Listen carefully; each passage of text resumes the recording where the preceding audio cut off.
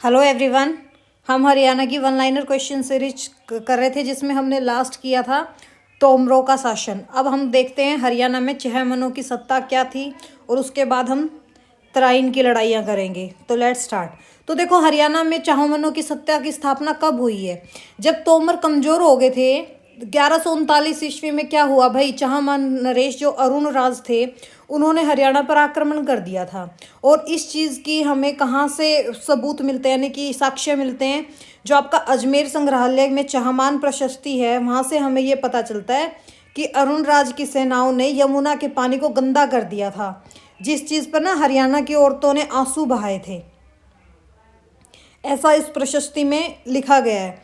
और इससे ऐसे ज्ञात होता है कि जैसे तोमर सेना को पराजित करके चहमान यमुना तक पहुंच गए थे, और फिर जो अरुण राज थे, जो चहमान शासक थे, उन्होंने तोमर राज्य को नष्ट कर दिया था और उनको अपने सामंत बना लिया था, यानी कि अपने अधीन कर लिया था। जिस तरह इससे क्या हुआ भाई, जो तोमरों का शासन था वो चहमनों के हाथ में चला गया था, लेकिन जो आंतरिक शासन था वो तोमरों के हाथ में रहा। उसका रिजल्ट क्या निकला कि जब चहमन थोड़े से कमज़ोर पोजीशन में आए तो तोमरों ने खुद को स्वतंत्र करने की कोशिश की थी। इसी वजह से जो विग्रहराज चतुर्थ थे, जो चहमान के शासक थे, उन्होंने तोमरों के इस संघर्ष को कुचल ही दिया था। और क्योंकि विग्रहराज चतुर्थ थे ना, वो बहुत शक्तिशाली शासक थे। उनको कौन सी उपाधि मिली हुई थी भाई? महाराज धीराज परमेश्वर की उपाधि मिली हुई थी। और उन्होंने ना तोमरों की शक्ति को उस टाइम पूरा ही कुचल दिया और दिल्ली और हांसी के दुर्गों पर अपना कब्जा कर लिया था। और ना बिजोलिया अभिलेख से है ना, हमें ये भी पता चलता है कि जो विग्रहराज चतुर्थ थे उन्होंने तोमर वंशों से है ना दिल्ली भी छीन ली थी। और अगर दिल्ली ही उनसे छीन ली तो ऑब्वियस बात है कि हरियाणा में किन का शासन आ जाएगा भाई? चहमनों का वास्तविक शासन आ गया था। ये था भाई हरियाणा में चहमनों की स्थिति। तो चलो हम इसको ख़त्म करते हैं, छोटा सा ये 5 मिनट का है। तोमरों के कमज़ोर होने पर 1139 ईस्वी में जो चहमान नरेश थे, कौन? अरुण राज ने हरियाणा पर आक्रमण कर दिया। अरुण राज ने तोमरों को अपने अधीन सामंत शासक बना लिया, लेकिन जो आंतरिक शासन था वो तोमरों के ही हाथ में था, जिसका परिणाम क्या हुआ भाई? जब चहमान कमज़ोर स्थिति में आए तो तोमर खुद को स्वतंत्र करवाने की कोशिश करने लगे थे। फिर जो विग्रहराज चतुर थे चहमान वंश के, ये बहुत शक्तिशाली शासक थे। उन्होंने ना तोमरों की पूरी शक्ति को ख़त्म कर दिया और हांसी और दिल्ली के दुर्गों पर अपना कब्जा कर लिया था। और बिजोलिया अभिलेख से हमें ज्ञात होता है कि विग्रहराज चतुर ने तोमरों से दिल्ली छीन ली थी। इस प्रकार हरियाणा में किसका शासन आ गया था भाई? चौहानों का शासन आ गया था। फिर चलो हम नेक्स्ट टॉपिक करते हैं, तराइन की लड़ाई। भाई देखो, तराइन की लड़ाई कैसे स्टार्ट हुई थी? अफगानिस्तान में महमूद के जो उत्तराधिकारी थे वो है ना कमज़ोर और अयोग्य साबित होने लगे थे। तो उन इन सब का लाभ उठाया किन्होंने उठाया भाई? जो अपने सूबेदार थे अपने भारत के, इन्होंने देखा कि भाई ये भाई कमज़ोर होने लगे। और जो भाई उसी टाइम जो वहाँ के गौर प्रदेश के शासक थे ना, उसमें वो भी शामिल थे। तो फिर क्या हुआ भाई, भारत में हांसी, थानेसर और सिंध, इन सब पे हिंदू के जो हिंदू शासक थे उन्होंने क्या कर लिया भाई? दिल्ली के हिंदू शासकों ने यहाँ पे कब्जा कर लिया था। किस किस एरिया पे? हांसी, थानेसर, सिंध आदि जगह पे। और फिर 1173 ईस्वी में क्या हुआ भाई? गौरी वंश का जो शासक था मोहम्मद गौरी, उसने गजनी पे आक्रमण कर दिया था। महमूद गजनी के उत्तराधिकारी कमज़ोर थे तो महमूद गौरी ने उन पर आक्रमण कर दिया था। कब कर दिया था भाई? 1173 ईस्वी में। और जो गजनी वंश के लास्ट शासक थे ना, वो भागकर लाहौर चले गए। ठीक है, इस वजह से मोहम्मद गौरी पहले तो वहाँ पे गौर वंश का निर्माण करता है, यानी कि गौर वंश की स्थापना करता है। फिर क्या हुआ वहीं पे, वो जो गजनी पे उसने अपना अधिकार कर लिया, फिर वो गद्दी पर बैठ गया। और फिर क्या हुआ भाई, उसने ये देखा कि भाई जो गजनी शासक थे वो लाहौर चले गए, तो फिर उसने ना लाहौर पर भी आक्रमण कर दिया। ऐसे में ना 1180 ईस्वी में मोहम्मद गौरी ने खुसरो मलिक से लाहौर भी छीन लिया और गजनी को भी अपने अधिकार क्षेत्र में ले लिया। अब मोहम्मद गौरी की जो राज्य की सीमाएं थी वो किससे मिल गई भाई? भारत की सीमाओं से मिल गई। यानी कि उस टाइम यहाँ पे राज्य कौन करता था भाई? पृथ्वीराज चौहान। पृथ्वीराज चौहान के राज्य से मिल गई तो ऑब्वियस बात है, जब उनकी सीमाएं मिल गई तो उनके बीच में युद्ध होना था। युद्ध के क्या क्या कारण थे भाई? महमूद गौरी ने क्यों युद्ध करना चाहा? क्योंकि भारतीय राजाओं में एक तो आपस में फूट थी। सबसे पहली चीज़ तो क्या थी भाई? भारतीय राजाओं की आपस में शत्रुता थी, उनमें फूट थी। पृथ्वी को दिल्ली राज्य मिल गया, जिससे जयचंद भी नाराज था। भाई जयचंद क्यों नाराज था? क्योंकि पृथ्वीराज चौहान जयचंद की बेटी को लेके भाग गया था और वो है ना पृथ्वीराज का पतन देखना चाहता था। और फिर दूसरा था जैसे मंदोर के राजा था भाई जो, वो भी पृथ्वीराज को नीचा दिखाना चाहता था, क्योंकि ना पृथ्वीराज ने उसकी पुत्री से विवाह तय किया था, लेकिन फिर बाद में इनकार क्यों कर दिया था? क्योंकि वो जयचंद की बेटी को लेके भाग गया था। जयचंद की बेटी बहुत सुंदर थी। और ये सब कब हुआ था भाई? तराइन के सेकंड वॉर के बाद हुआ था।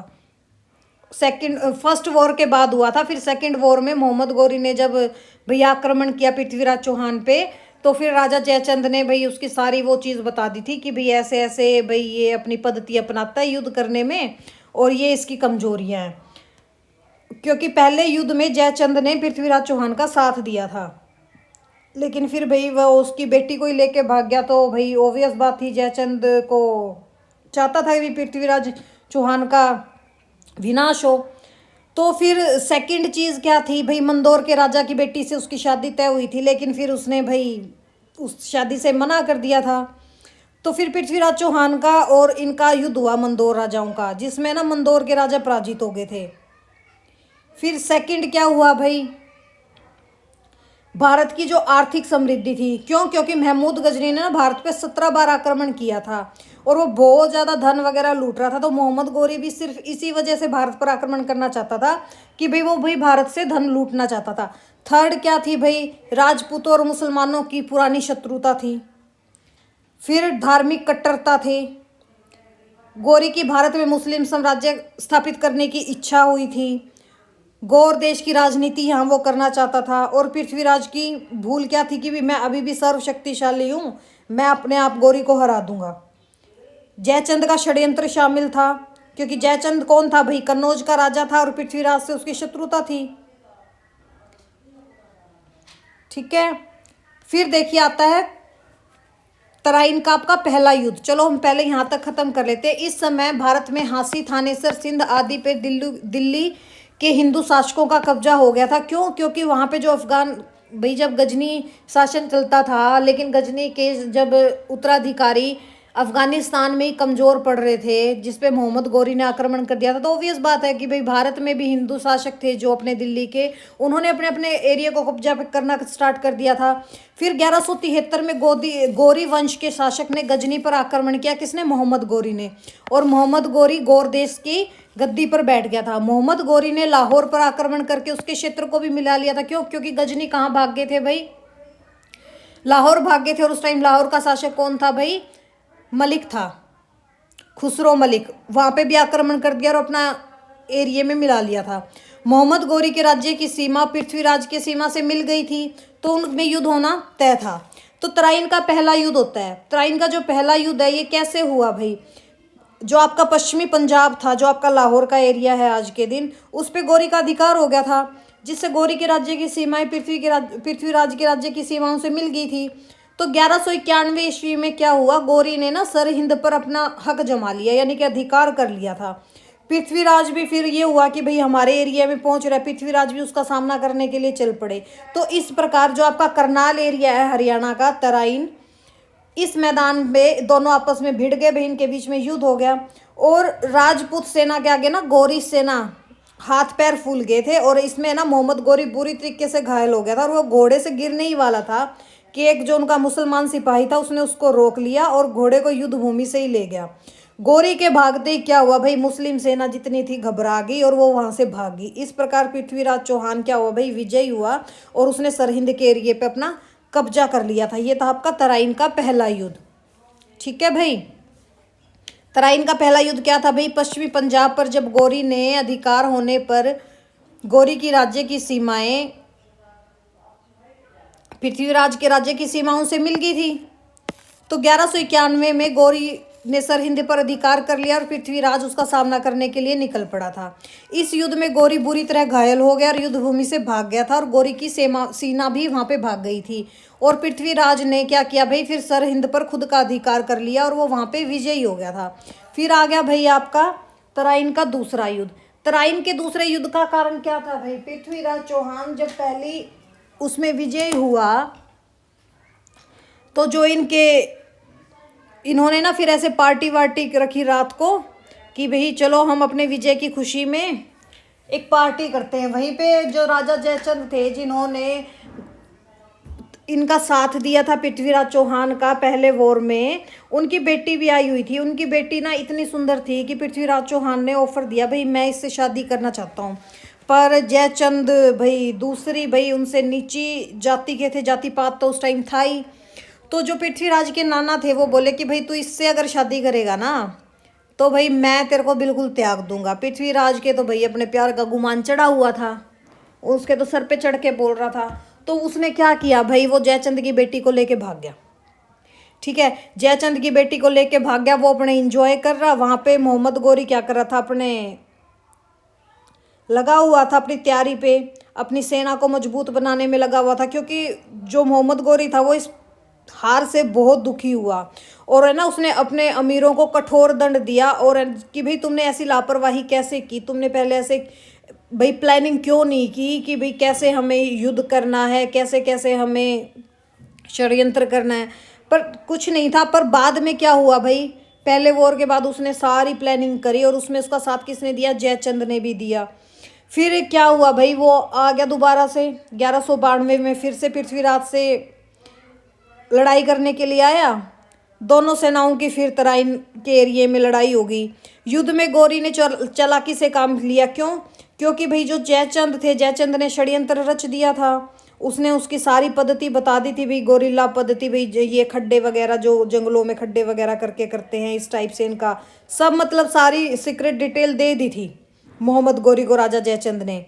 तो इसमें ना गोरी ने काफ़ी चालाकी से काम किया। उन्होंने ना एक तो पहली बात तो राजपूतों की वीरता का ज्ञान हो गया था। दूसरी चीज अपनी सेना को ना 5 भागों में विभाजित कर दिया। युद्ध के थोड़ी ही देर बाद क्या हुआ भाई, जो 4 भाग थे सेना के वो पीछे भागने लगे और 5वां भाग एक तरफ सुरक्षित हो गया था। जब राजपूतों ने गौरों की भाई जो गौर सेना थी उनको भागते हुए देखा तो उनके पीछे भाग लिए आक्रमण करने के लिए। तब राजपूत सैनिक संभले भी नहीं थे कि गौरी सेना का जो 5वां सुरक्षित भाग था उन्होंने उन पर आक्रमण कर दिया और चारों तरफ से उनको घेर लिया। जिसमें जो गोविंद राजा थे वो भी गोविंद राज थे, वो मारे गए। गोविंद राज कौन थे भाई, जिन्होंने पृथ्वीराज चौहान के दोस्त थे और इन्होंने गोविंद राज का इस युद्ध में साथ दिया, इसका पृथ्वीराज चौहान का इसमें साथ दिया था। किस किस ने दिया था, एक तो भाई गोविंद राज ने साथ दिया था और एक थे आपके राजपूत सरदार थे समर सिंह, उन्होंने साथ दिया था। इसमें ना गोविंद राज भी मारा गया और उसका बेटा भी मारा गया था और जो समर सिंह थे वो भी मारे गए और उनके बेटे कल्याण भी इस युद्ध में मारे गए थे। ठीक है, इस युद्ध में ना पृथ्वीराज चौहान हार गया था। और भाई कुछ ये कह देते हैं कि भाई पृथ्वीराज चौहान को भाई गौरी ने यहीं पे मार दिया था और कुछ विद्वान ये कहते हैं कि भाई उनको अंधा कर दिया था भाई, अपने साथ उनको गौर एरिया में लेके। ऐसे ऐसे कहानियाँ मिलती हैं, काफ़ी बुक्स में भी मिलती हैं। तो ऐसे ऐसे चीज़ हुई थी। ठीक है, ये क्या था भाई आपका तराइन का दूसरा युद्ध था। कब हुआ था, 1192 की ईस्वी में हुआ था। ठीक है, चलो करें हम। 1 वर्ष बाद 1192 में गौरी एक बार फिर पृथ्वीराज की ओर युद्ध करने के लिए आगे बढ़ा। इस युद्ध में पृथ्वीराज पराजित हुआ। इस युद्ध में पृथ्वीराज के साथ उसके मित्र गोविंदराज ने उनका साथ दिया था और गोविंदराज इस युद्ध में मारे गए थे। राजपूत शासक जो समर सिंह थे भाई, उन्होंने पृथ्वीराज का साथ दिया और उनका बेटा जो था वो भी इस युद्ध में मारा गया था। इस युद्ध के क्या क्या परिणाम निकले भाई भारत में। एक तो भारत से चौहान वंश का अंत हो गया था। इसके बाद भाई चौहान वंश का अंत हो गया था। ठीक है, दूसरा जैसे भाई जब जैसे सिकंदर ने जो भाई किया था वही चीज़ नहीं भूल पा रहे थे, फिर दोबारा ये सब चीज़ हो गई थी चौहान शासकों के साथ। फिर दूसरा भारत में मुस्लिम राज्य की स्थापना हो गई थी। तराइन के जो युद्ध की विजय के कारण मोहम्मद गोरी ने क्या किया था भाई, शेष भारत को जीतने का उनका रास्ता साफ हो गया था। जो उसके योग्य सेनापति थे कुतुबुद्दीन ऐबक और इनका दास था, वो 1193 में उसने दिल्ली को जीत लिया था क्योंकि उन्होंने इसको उत्तराधिकारी बना दिया था भाई मोहम्मद गोरी ने अपनी मृत्यु के बाद। उसके बाद वो दोआब की तरफ बढ़ा। फिर मोहम्मद गोरी के साथ मिलकर कन्नौज को जीता और जयचंद को भी उन्होंने पराजित कर दिया था। फिर क्या हुआ था, कन्नौज का युद्ध ना, जिसमें जयचंद भी हार गया था। फिर 1197 पे मोहम्मद गोरी ने गुजरात पर भी आक्रमण किया। उसी वर्ष जो अजमेर को मुस्लिम राज्य में इन्होंने मिला लिया था। फिर बाद में उन्होंने बिहार और बंगाल के प्रांतों पर और शेष शासकों पर भी आक्रमण किया और उन्हें भी पराजित कर लिया था। इस प्रकार क्या हुआ भाई, मुस्लिम राज्य की स्थापना हो गई थी भारत में। और इन्होंने अपार धन लूटा, ठीक है। जैसे जैसे जहाँ जहाँ पहुँचे, जैसे चित्तौड़ के राजा जो समर सिंह थे और उनका पुत्र था कल्याण सिंह, दोनों वो भी मारे गए थे, वीरगति को प्राप्त हो गए थे, तो उन्होंने उसके राज्य को भी लूटा। फिर जैसे गोविंद राज था और उसका पुत्र था चंद्रराज, वो भी मारे गए थे तराइन के सेकंड वॉर में, उनके भी एरियो को खूब लूटा इन्होंने, तो ना काफ़ी मार काट चली और ये सब चीज़ ऐसे चलती रही। फिर भारत में इस्लाम धर्म का प्रचार करना स्टार्ट कर दिया था और हिंदू जो मंदिर होते थे उनको इन्होंने विध्वंस करना स्टार्ट कर दिया था। फिर क्या हुआ भाई, भारत में ना जैसे ना इन्होंने हिंदू मंदिरों पर भाई तोड़ने स्टार्ट कर दिए थे। जैसे फिर इन्होंने पृथ्वीराज चौहान का जो हाथी का दुर्ग था वो भी तोड़ दिया था, सोनीपत में गोवाना का था वो भी तोड़ दिया था। ऐसे ऐसे फिर क्या भाई, इस्लाम का इन्होंने प्रचार प्रसार करना स्टार्ट कर दिया था। मंदिरों को नष्ट करके वहाँ पे क्या बनवा दी भाई, मस्जिदें बनवा दी। जैसे अजमेर में विग्रहराज चौहान द्वारा स्थापित जो विद्यालय था उसको किस में तब्दील कर दिया था भाई, इन्होंने मस्जिद में तब्दील कर दिया था, जिसको आज के दिन 2.5 दिन के झोपड़े के नाम से जानते हैं। ये किनका था भाई, विग्रहराज चौहान ने स्थापित किया था, एक स्कूल के रूप में, विद्यालय के रूप में, जहाँ पे जो मोहम्मद गौरी थे इन्होंने वहाँ पे क्या बना दी थी भाई, मस्जिद बना दी थी, जो आज के दिन किस नाम से फेमस है भाई, 2.5 दिन का झोपड़ा। फिर भारत में ना बौद्ध धर्म का भी विनाश हो गया था, क्योंकि जब इस्लाम धर्म का प्रचार प्रसार होने लगा तो ऑब्वियस बात था अभी बौद्ध धर्म में भयंकर रूप से प्रभावित हुआ इस चीज़ से। जैसे ना सारनाथ के महान जो बौद्ध शिक्षा विहार था वो भी इन्होंने नष्ट कर दिया था मोहम्मद गौरी ने। जो बौद्ध धर्म के भिक्षु थे उनको मौत के घाट उतार दिया था। और जो बौद्ध के जो भिक्षु थे वो अपनी जान बचाकर कहाँ भागने लगे भाई, तिब्बत एरिया में और नेपाल एरिया में। तभी तो वहाँ पे आज के दिन बौद्ध धर्म ज़्यादा संगठित है, तिब्बत एरिया में। नेपाल और तिब्बत में सबसे ज़्यादा क्या मिलते हैं भाई, आपको बौद्धिज्म देखने को मिलते हैं ना। तो यही रीज़न था, क्योंकि ये लोग इस टाइम पे अपनी जान बचा के उन एरियो में भाग गए थे। लेकिन मोहम्मद गौरी के आक्रमणों के बाद वो भी नष्ट हो गया था, ठीक है। डॉक्टर स्मिथ बताते हैं कि 1200 ईस्वी से पहले भारत में बौद्ध धर्म के चिन्ह नज़र आते थे, लेकिन 1200 के बाद कहीं पे भी देखने को नहीं मिले थे, ठीक है। इस युद्ध के क्या क्या परिणाम हुए थे भाई, भारत में चौहानों के राज्य का अंत हो गया था, भारत में मुस्लिम राज्य की स्थापना हुई, अपार धन जन की हानि हुई, भारत में इस्लाम धर्म का प्रचार और हिंदू मंदिरों का विनाश किया गया, भारत में बौद्ध धर्म का विनाश किया गया। इन्होंने क्या किया था भाई, जो बौद्ध धर्म सारनाथ में महान बौद्ध शिक्षा विहार था ना उसको भी इन्होंने नष्ट कर दिया था। फिर आ गया भाई आपका तराइन का तीसरा युद्ध। तराइन का तीसरा युद्ध ना बहुत कम लोगों को पता है, लेकिन हरियाणा में ये क्वेश्चन पूछा जा चुका है, पर हरियाणा वालों को इस चीज़ का पता है। देखो जैसे 1192 में तराइन का युद्ध हो गया था, उसके बाद गौरी स्वयं को विजित प्रदेश का शासक बना रहा। 1206 में क्या हुआ भाई, मोहम्मद गौरी की मृत्यु हो गई और उसके बाद जो उसका चहेता और योग्य दास था कुतुबुद्दीन ऐबक, उसको है ना दिल्ली का सुल्तान बना दिया था, तो हरियाणा भी उसके राज्य का अंग बन गया था। कुतुबुद्दीन ने ना उत्तर और पश्चिम की तरफ होने वाले आक्रमणों को रोकने के लिए हांसी, सिरसा, रोहतक, रेवाड़ी और थानेसर यहाँ पे ना अपनी सैनिक चौकियां बना दी थी। और है ना ऐबक ने हरियाणा पर क्या की भाई, सैनिक कार्रवाई की और इनको बुरी तरीके से दबा के रखा हरियाणा के लोगों को। यहाँ पे ना वो आर्थिक शोषण भी करता था और काफ़ी विद्रोह भी हुए इनके टाइम पे। फिर है ना कुतुबुद्दीन की भी मृत्यु होगी और उसके बाद इल्तुतमिश गद्दी पे बैठा। इल्तुतमिश ने कब से कब तक शासन किया भाई, 1210 से 1236 तक शासन किया। और इस टाइम पे फिर क्या हुआ भाई, 1216 ईस्वी में तराइन का तीसरा युद्ध होता है। किन किन के बीच में होता है भाई, जो आपके गजनी के शासक थे जिनको हराया था यलदौज कुबेचा, ठीक है। यलदौज ने भी ना कुबेचा को हराकर पंजाब और थानेसर पर अपना आक्रमण कर भाई अधिकार कर लिया था। फिर यलदौज और इल्तुतमिश भाई, जो यलदौज है वो इल्तुतमिश के लिए खतरा बन गया था। इल्तुतमिश ने ना यलदौज को युद्ध में हराकर मार डाला था। और ये कब हुआ था भाई, 1216 ईस्वी में हुआ था। इसको ही बोलते हैं तराइन का तीसरा युद्ध। इसको क्या बोलते हैं भाई, तराइन का तीसरा युद्ध, ठीक है। कब हुआ था, 1216 ईस्वी में हुआ था तराइन का तीसरा युद्ध। 1206 में मोहम्मद गौरी की मृत्यु के बाद उसका जो दास था कुतुबुद्दीन ऐबक, वो दिल्ली का सुल्तान बना और ऐसे में उसने हरियाणा को भी अपना अंग बना लिया था। कुतुबुद्दीन ऐबक की मृत्यु के बाद गद्दी पर कौन बैठा भाई, इल्तुतमिश बैठा, जिसने 1210 से 1236 ईस्वी तक शासन किया। तराइन का तीसरा युद्ध इल्तुतमिश और पूर्व गौर सेनापति जो ताउसदीन यिल्डिज था ना, इसके बीच में हुआ, जिसमें यिल्डिज मारा गया।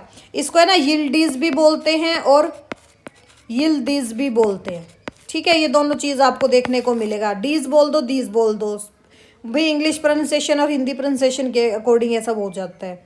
तो इस प्रकार जो दिल्ली सल्तनत था उनका गजनी से पूरा संपर्क टूट गया, क्योंकि जो गजनी के शासक थे, जो यिल्दिज था, इन्होंने भाई कहाँ कहाँ कैसे कैसे किया, जैसे है ना कुबेचा को हराया पहले, फिर पंजाब और थानेसर तक अपने अधीन कर लिया था, फिर यल्दोज और इल्तुतमिश के लिए भाई इनके बीच में युद्ध हो गया। तो इस तरीके से ना इल्तुतमिश ने यिल्दिज को मार ही दिया था। कब हुआ था भाई? ये 1216 ईस्वी में हुआ था। इसी को बोला जाता है तराइन का तीसरा युद्ध। और फिर क्या हुआ था भाई? फिर दिल्ली सल्तनत का गजनी से तो अपने आप संपर्क टूट गया, क्योंकि जब उन्होंने गजनी के राजा को ही मार दिया था। और इस प्रकार क्या हुआ भाई? मध्य एशिया से स्वतंत्र होकर एक भारतीय राज्य अलग से बन गया था। कौन सा? दिल्ली सल्तनत। फिर अब हम नेक्स्ट हमारे जो दिल्ली सल्तनत के राजा थे उनके बारे में पढ़ेंगे कि भी कैसे इल्तुतमिश के बाद रुबुक्दीन गद्दी पर बैठा, फिर 1236 में कमज़ोर हो गया था, फिर उनकी बेटी कौन बैठी भाई? जैसे हाँसी में विद्रोह हो गया था रुबुक्दीन के टाइम पे, इस विद्रोह को दबाने के लिए वो दिल्ली की तरफ चला। फिर क्या हुआ भाई? इल्तुतमिश की जो पुत्री थी उसने, रजिया सुल्तान, उन्होंने दिल्ली सल्तनत पर अपना कब्जा कर लिया था और 1236 से 1240 तक अपना शासन किया। रजिया का मकबरा कहाँ पर है भाई? कैथल में है। ये चलो हम नेक्स्ट वीडियो में करेंगे। अभी तक तो यही था कि तराइन का पहला युद्ध और दूसरे युद्ध का क्या कारण था, और भारत में जो भी हरियाणा में चहमानों की सत्ता कैसे आई थी, ठीक है, मोहम्मद गौरी ने कैसे आक्रमण किया, क्या रीजंस थे, क्या क्या उसका इम्पैक्ट पड़ा। तो चलो भाई, वीडियो अच्छी लगी तो लाइक एंड सब्सक्राइब जरूर करें। मिलते हैं नेक्स्ट वीडियो।